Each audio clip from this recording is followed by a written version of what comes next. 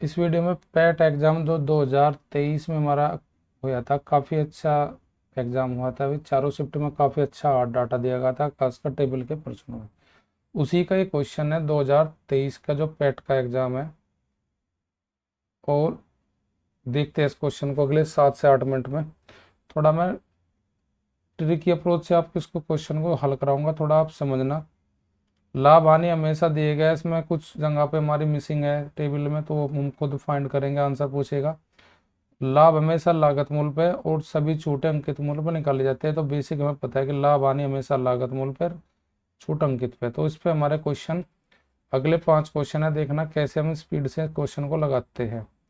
पहला क्वेश्चन दिया गया है कि सूट से जुड़ा पूछा इसने कि सूट है, इस पे छूट और लाभ दोनों का मूल्य जो होगा वो बराबर मान होगा, छूट का भी और लाभ का भी। अब उसका अंकित मूल्य पूछा किसके लिए, सूट के लिए। सूट हमारा यहाँ पे दिया गया है, सूट 2400 रुपये का करिया कराकर और बेचा 2840 का। तो आप ऑप्शन देखें, उसका अंकित मूल्य ये तो होने का नहीं हमारा 2800 और 2100, क्योंकि अंकित मूल्य का मान जो होता है वो हमारा होता है एसपी से अधिक, यानी कि सेलिंग से, और सेलिंग का मान अधिक होता है। अगर लाभ है तो कॉस्ट प्राइस है, यानी कि सीपी से भी ज़्यादा होता है। तो यहाँ पे 2 ऑप्शन तो हमारी कट होगी, ऑप्शन बची हमारे पास ए और डी, यहाँ पे हमारा आंसर हो जाएगा। तो देखो यहाँ पे हमारे सबसे पहले देखें कि जो हमने बेची गई थी ये 2840 में कोई वस्तु बेचा गया जो है उसका रियल में रेट 2400 रुपये करिया मूल्य की वस्तु को अगर 2840 में बेचेंगे तो 440 रुपये का लाभ हो जाएगा। लाभ हमेशा समय हमेशा करिया मूल्य पर निकलता है।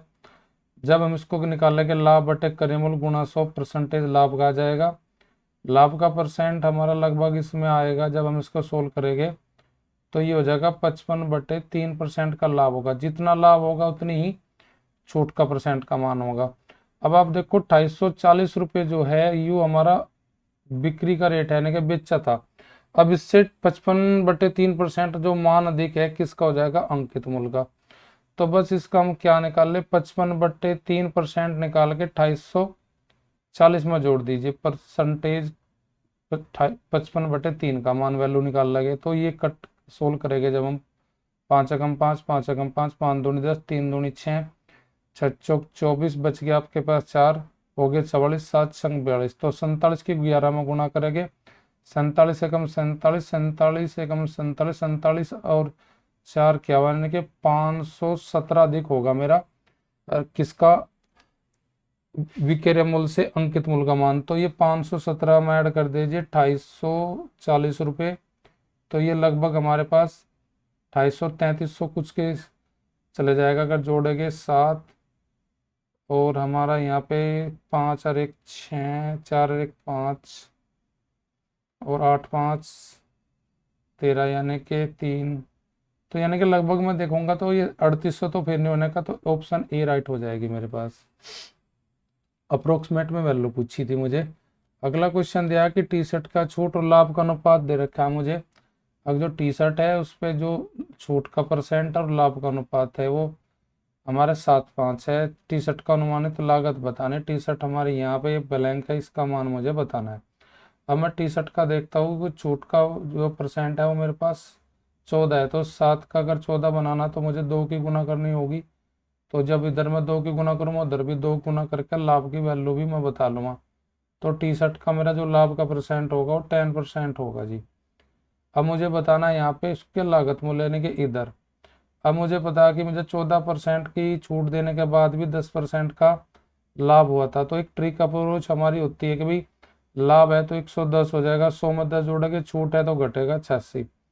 अब इनमें दोनों में वैल्यू बनाने के लिए आप आर्ट्स वाले में पढ़ते हो, तो इसमें हम कैसे से थोड़ा सोल्व करेंगे। देखिए अब मुझे यहाँ पे वैल्यू दी गई है किसकी, भाई 110 और 86, ये मेरे पास लाभ की है और ये मेरे पास छूट की है। अब देखो यहाँ पे मैं 86 का 2875 का अगर मैं 86% निकाल दूं तो ये मेरे पास उसका बिक्री का रेट आ जाएगा, यानी कि हम बेचूंगा कितने में। अगर 14% की छूट करूँगा 2875 पे तो कितने में दूंगा, जितने में दूंगा उस पर मुझे कितने परसेंट का लाभ होगा, 10% का। तो 10% का लाभ होगा तो मैं क्या करूँगा, मुझे काटना करिए। तो जो भी वैल्यू आएगी 86% जिसकी 2875 की, वो मान आएगा लाभ का 10% का, 100 प्लस 10 यानी कि 110, उसे भाग करके गुणा करूंगा 100 की, यानी कि अगर मैं 2875 का 86% काट के फिर उसका 100/10% निकाल लूँ तो डायरेक्ट मेरे पास किसकी वैल्यू आ जाएगी, सीपी की आ जाएगी, यानी कि लागत मूल्य की। ये 100 से 100 मेरा कट गया। जब इसे मैं करूंगा सोल्व, इसका आप हो जाएगा 43 और इसका आप हो जाएगा मेरा 55। 5 से मैं इसे डिवाइड करूंगा, या 5 पंजे 25, मेरे पास बच जाएगा कितना, मेरे पास बच जाएगा 3, हो गए मेरे पास कितने 37, 5 सते 35, बच गए 2, 5 पंजे 25। तो मैं 5 से फिर इसे भी डिवाइड करूंगा तो 11 हो जाएगा। 11 से अगर मैं देखूँ 11 पंजे 55, बच गए 2, 11 दूनी 22, यानी कि मैं 52 गुना 43 की जल्दी से गुना कर लूँ तो 3 दूनी 6, 5 या 15, 8, 23 का 3 कहाँ से लग गए 2, 4 पंजे 20, 2 22, यानी कि 2236 के आसपास मेरा आंसर होगा। तो 2100 वाली ऑप्शन कट गई मेरे पास, 2236 के आसपास ऑप्शन बच जाएगी ए। नेक्स्ट क्वेश्चन मेरा क्या है, इसमें दिया गया जींस और साड़ी का बताएगा लागत मूल्य का अनुपात। जींस और साड़ी का, जींस का लागत मूल्य कितना है 2500 है, 2500 का रेट है यहाँ पे 4 अनुपात में 4 में। तो मैं यहाँ पे 2500 को अगर मैं 4 से डिवाइड कर लूँ तो मुझे 1 यूनिट का मान पता लग जाएगा। तो ये हो जाएगा 625, 625 में गुणा करूंगा 5 के लिए जाएगा तो मुझे मतलब लग जाएगा साड़ी का अंकित मूल्य। 625 गुना करूंगा 5 में तो 3125 आ जाएगा मेरा ये। 3125 किसका रेट आएगा, साड़ी का लागत मूल्य का। अब मुझे साड़ी पे छूट बताने अनुमत, साड़ी मेरे पे यहाँ पे 3100 आएगा, यहाँ पे मेरी है कितनी है 3800 का लागत। छूट का मुझे कब पता लगेगा, जिसमें बेचूंगा, पहले मुझे यहाँ विक्रय ज्ञात करना पड़ेगा यानी कि एसपी। अब मुझे 3125 की वस्तु 20% का लाभ कमाना, तो 3125 से फालतू बेचना पड़ेगा, तो बेचना पड़ेगा इसका 20% काट के, या डायरेक्टली 120% काट दूँ तो मुझे इसका एसपी पता लग जाएगा। तो जब मैं इसे सोल्व करूंगा यहाँ पे काट के तो उसका 5 अंक 30, 5 दूनी 10, 625, 6 की गुना करूंगा 5 अंक 30, 12 3 15, 6 अंक 36, यानी कि समय इसका एसपी आ जाएगा मेरे पास, सेलिंग प्राइस आ जाएगा 3750, और ये है 3800 का एमपी। तो कितने रुपए की छूट मैंने करी होगी 3800 में, तो मैं जो मार्क प्राइस है उसमें तो एसपी घटा लूंगा तो मुझे पता लग जाएगा कि छूट में 50 रुपये करी, और छूट हमेशा मार्क प्राइस पर काउंट की जाती है। तो 50 रुपये देखेंगे 3800 का कितना परसेंट है, तो 20 से 20 कट गई, 50 को सोल्व करेगा 38 तो 1 पॉइंट समथिंग आएगा, ऑप्शन हमारी सी राइट हो जाएगी। नेक्स्ट क्वेश्चन हमारा है जी,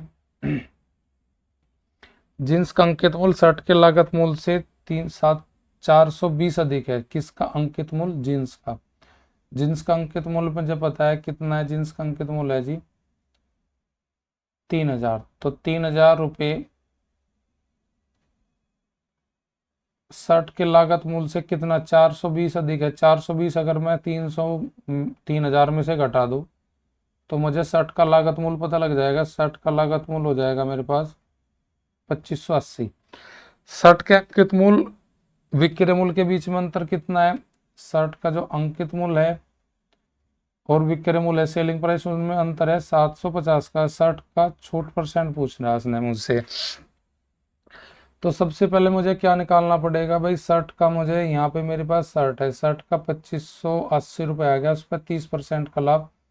तो छूट हमेशा क्या करते हैं कि जैसे मार्क प्राइस होता है, मार्क प्राइस से डिस्काउंट करने बाद हम उसको सेल करते हैं, सेल करने के बाद हमें पता लगता है फिर अब भाई इस पे कितना परसेंट का लाभ हो रहा है। जहाँ अगर हमने खरीदी होगी तो लाभ होगा, तो कहना मतलब है वो सीपी से अधिक होगा एसपी। तो यहाँ पे यही क्वेश्चन है हमारा। अब जैसे हमारा 2580 हमारा इसका हो गया क्रय मूल्य, क्रय मूल्य हमारे पास 480 है, इस पर 30% का लाभ बढ़ा लगे, यानी कि ज़्यादा बेचा जब लाभ हो रहा, तो डायरेक्टली इसका 130% में निकाल लूँ तो यहाँ पे मेरा कट के आ जाएगा 13 13 104, 13 पंजे 65 और 10 75 का 5 का 7, 13 दूनी 26, 3354 रुपये, यानी कि मैं उसे बेचूंगा 3354 में बेचूंगा।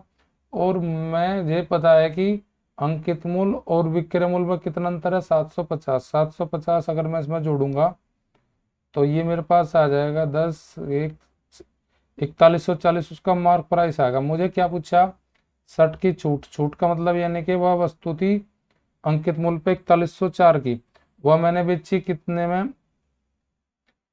3354 में। कितने रुपए की छूट करी, 750। 750 4104 का कितना परसेंट है, ये निकालने के साथ ही मुझे छूट का परसेंट पता लग जाएगा, यानी कि जितने रुपए में छूट करी और छूट बटे अंकित मूल्य और गुणा 100।